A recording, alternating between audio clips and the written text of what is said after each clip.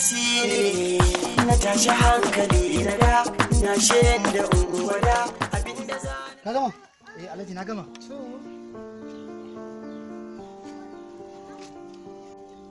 ɗari da 50 kuma kala gafara ka samu wa na baka ma kawo banda na ka samu na baka ma kudi a ce ga uban aiki wannan uban baskarin da gidan da wallahi Allah ya isa